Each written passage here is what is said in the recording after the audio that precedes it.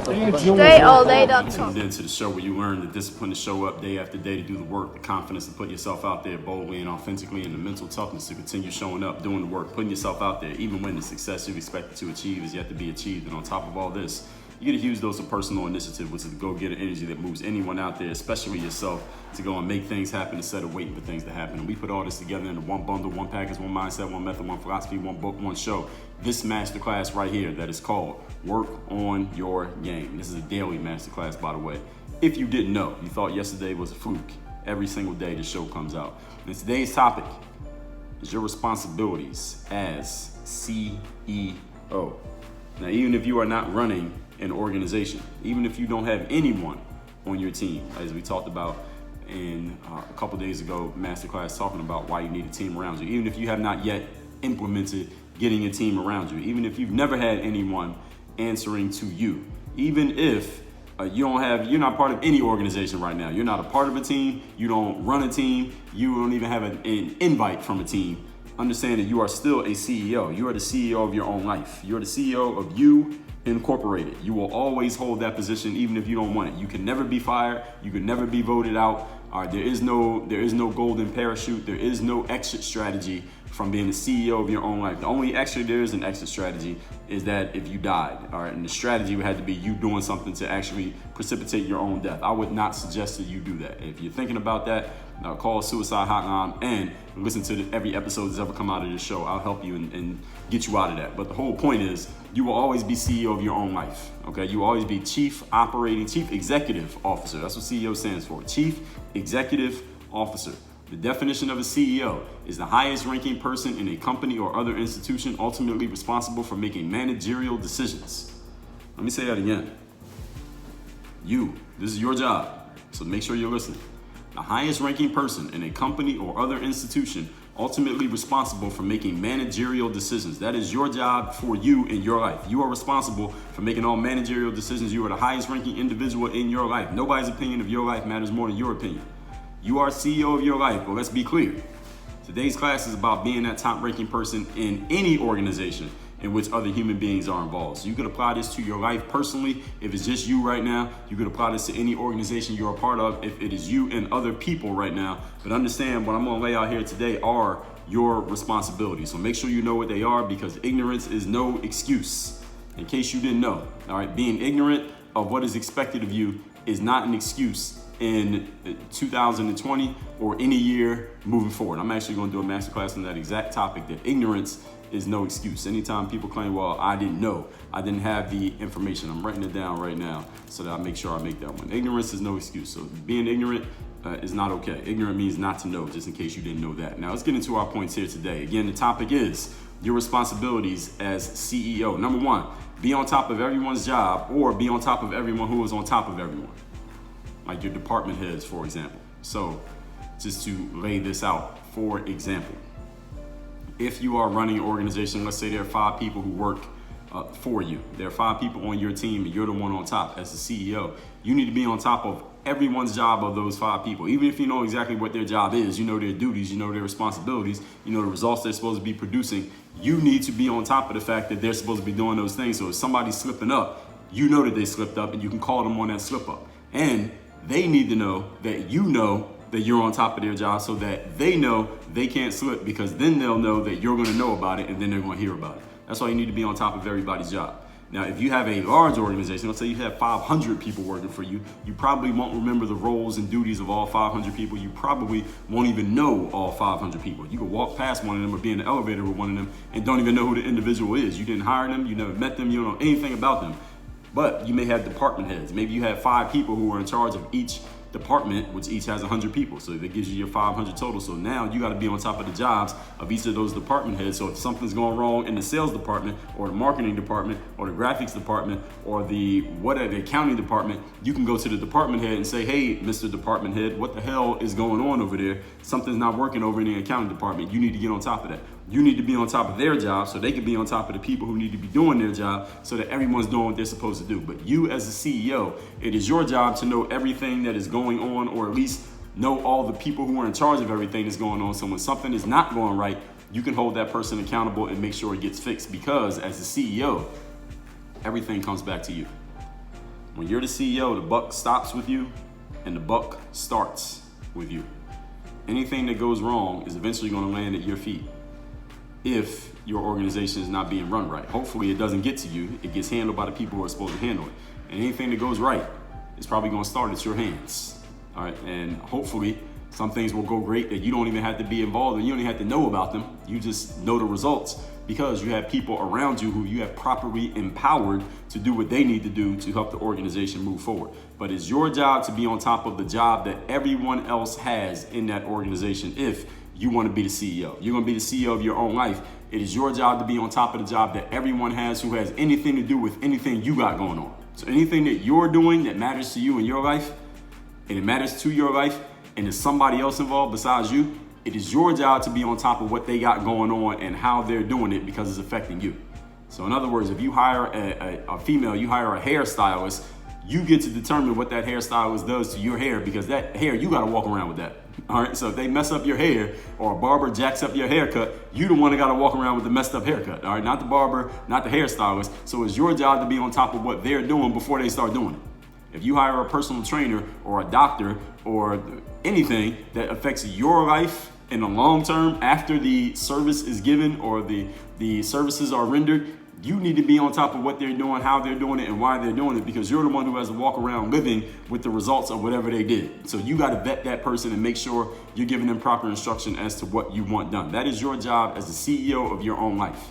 In a sports situation, the point guard on the basketball team or the quarterback on the football team knows everyone's role. They know where everyone is supposed to be on every single play, every single action, and they know if you're doing it right or if you're doing it wrong. The point guard could be sitting on the bench during the game, and the center who's in the game might mess something up, and the point guard will let the center know that he's doing something wrong and correct him, even though the point guard has never played center, does not have the capability of playing the position of center, but they know what the job is, they know what you're supposed to do, and they know when you're messing it up, and they will let you know, and they'll let you know how to fix it. That's the point guard's job, and you don't have to be a point guard to be this person. You could be a center doing this for the point guard. You could be a small forward shooting guard, whatever. The whole point is, if you're going to be a leader, if you want to be looked at as a leader and followed as a leader, you need to know what everyone else's job is, and you need to be able to let them know and hold them accountable when they are not doing that job properly. That is what a good CEO who has worked their weight in gold is doing.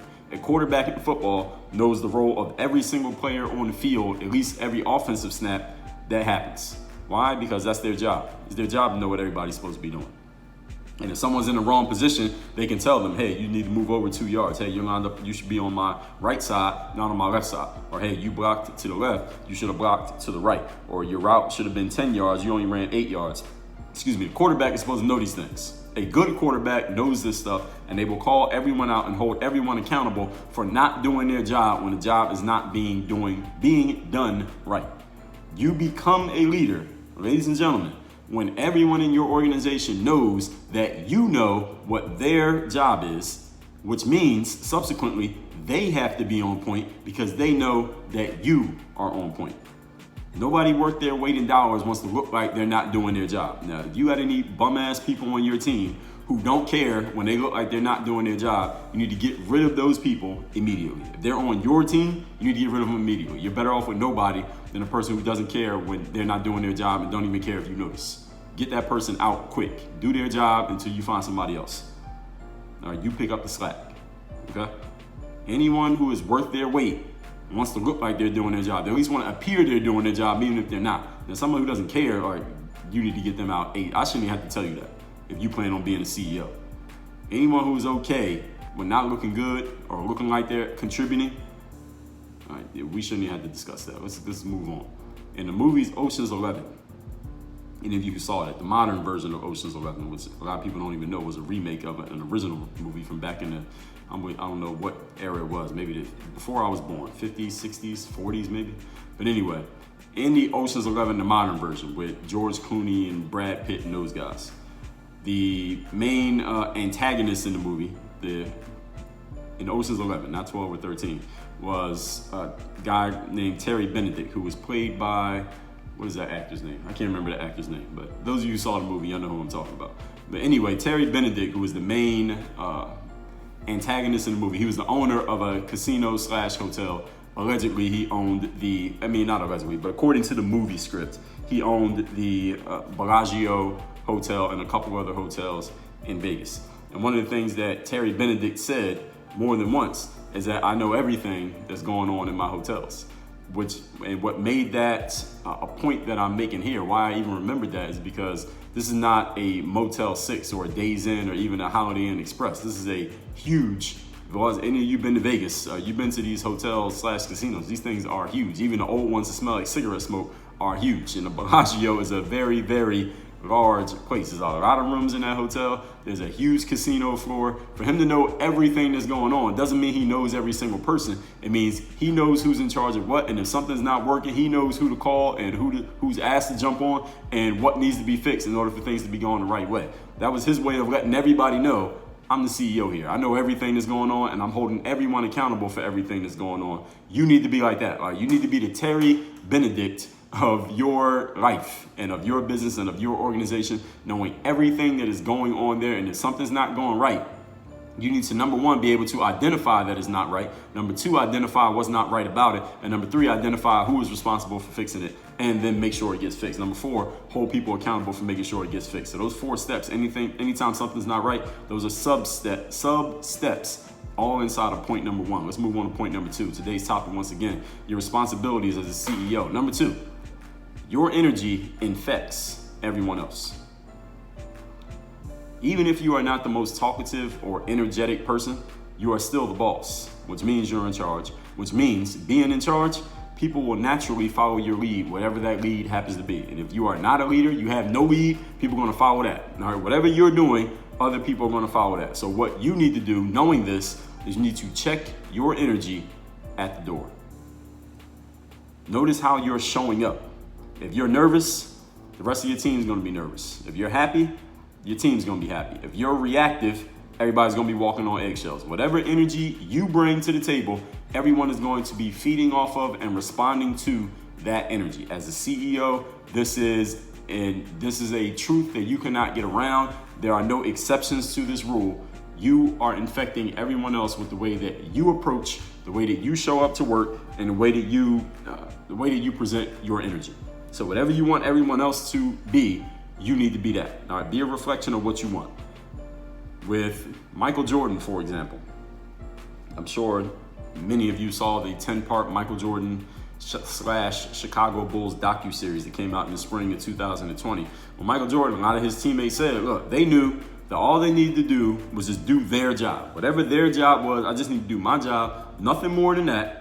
Just do my skills to the best of my ability, and we know that MJ is going to deliver the magic in the end. We know that he's going to take over the game in the end and score the points and make the great plays and do all the things that need to be done, and that's pretty much how it worked, and the Bulls were very successful with that path. But one of the reasons why that was able to work the way that it did is because Michael Jordan, as a CEO, he brought the energy that he expected everyone else to do their job to the best of their ability. He wasn't telling them to go further than they were capable of. He was telling them to do exactly what they were capable of at the highest level of capacity, and he would fill in the gaps of everything else. Everything that was missing after everyone else on the team did their job, Michael Jordan did all that. And then he probably added a little bit more, I think we can say. And then the Bulls were successful in doing that. That's the reason why it worked. But he was the CEO. Now, he wasn't the point guard. He was a shooting guard. But he was the CEO of what was going on there. He was the head person. He was the one everybody was watching. He was the one everybody knew they had to measure up to. He was the one that everyone knew if they messed up would be the guy holding them accountable. And that's why everyone on that team delivered the way that they delivered. In any successful organization, they know who the person is who's going to hold them accountable. Maybe there are more than one person. Maybe there's more than one person in some organizations who can hold each other accountable. That's fine as well. But understand, if you're the person on top, you got to be willing to hold everybody accountable. You got to be able to do it, and you got to hold yourself accountable first before you hold anybody else accountable. Because if you don't look like you're doing it for yourself, nobody's going to listen to it when you're trying to give it to them, right? Michael Jordan's energy of knowing that he could fill in the gaps and deliver the miracles at the end of the games, knowing that he could do that, he knew it. That allowed everyone else on the team to relax and not have to press and do more than they were capable of because they knew they had Michael Jordan to rely on when it came to crunch time. That's the energy that he brought to the table that infected everyone else, and he never actually had to say it. He didn't write it down. It wasn't a mission statement painted up on the wall. That was just an energy that he brought every single day that told everybody else, all you gotta do is your job, and my job is to do everything that you can't do. And that's exactly what he did, and they were successful. That is your job as CEO of your organization. It doesn't mean you got to be Michael Jordan. What it means is whatever energy you want them to feel, you must exemplify that every single day. Not just when you feel like it, not just when you're motivated and hyped up. Point number 3. Today's topic is your responsibilities as CEO of your organization. Number 3, oversee the long-term, high-level direction of your organization. This is what a CEO does. We call this strategic direction or strategic vision or the mission. Where are you actually going? Big picture, long-term, all right? Seeing the forest from the trees. Even if you're the one operating the business, meaning you're working in it, you're in the trenches every single day, grinding, you're hands-on. As CEO, if you're doing both, you must also be in charge of the long-term strategic direction of your company. So you got to be able to get out of the weeds, out of the trees, and see what the bigger forest is, as well as being down there operating if you're working and getting your hands dirty, grinding every single day at the same time. Why does this matter? Let me tell you why this matters. And it goes a lot further than you personally. The people in your organization, they want to know that they're riding on a train that's going somewhere that's worth getting to. Nobody wants to ride on a train that ain't going anywhere. All right, nobody chases after a parked car.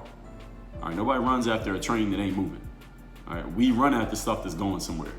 You hear in sports, they had this thing called people jumping on the bandwagon. When the team is really successful and all these fans come out of the woodwork and be like, when did you become a Warriors fan? When did you become a Cowboys fan? When did you become a fan of this team is winning all the championships now? I never heard you say them before. We call that jumping on the bandwagon. Understand, nobody jumps on the bandwagon until the bandwagon starts moving. Now, if the bandwagon's not going anywhere, they got a flat tire, nobody's running to jump on the bandwagon with a flat tire because it ain't going nowhere.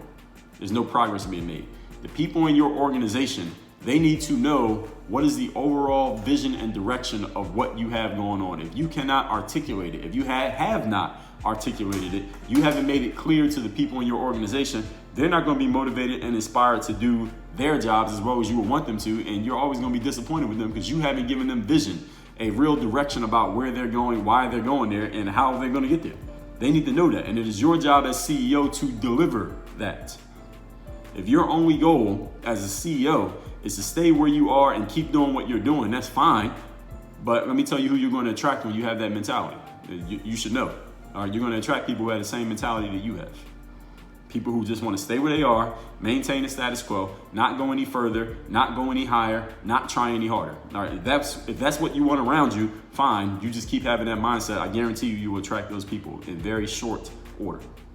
But anyone who wants to grow, you want to go further, you want to get better, you will either, if you have someone who wants to grow, go further and get better, let's say on your team, but you're in the stagnant mindset, they will either use you as a stepping stone, leaving you whenever they get ready to move on, or they will ignore/avoid your opportunity altogether. Like, nobody who's trying to go somewhere is going to join a CEO or follow a CEO who's trying to go nowhere. If you're trying to stay stagnant, anyone who's trying to move forward is going to avoid you. Or if they are trying to move forward and they're already part of your organization, and once they realize that you're trying to stay stagnant, they will leave on the first thing smoking. The first opportunity they have to get out of there, they'll be out of there. Why? Because you ain't going nowhere. A person who's going somewhere doesn't want to hang with a person who's going nowhere. All right, your energies are clashing. You're on completely different wavelengths. You cannot both occupy the same space at the same time. It's against the laws of physics. I would suggest that you have more than just a mission statement or a hype up statement that gets everybody excited, or you think gets everybody excited about what you're doing. Answer the questions. How will you know when you are successful? What needs to be happening? What are the measures? What are the key performance indicators that you know you are actually going somewhere, moving forward, and making progress? The people on your team, especially if they're reporting to you, they want to know what those key performance indicators are, because that's their way of knowing that you know that they are contributing. Now, anybody who's worth something that's part of your team, they want to know that you know that they are contributing positively to the growth of your organization. Anyone you have on your team or working for you who doesn't ask you or doesn't want to show you or doesn't want to have some way of proving to you that they are actually helping you get better, if they don't ask about that, if they don't point those things out, then you probably have chosen the wrong person for your team.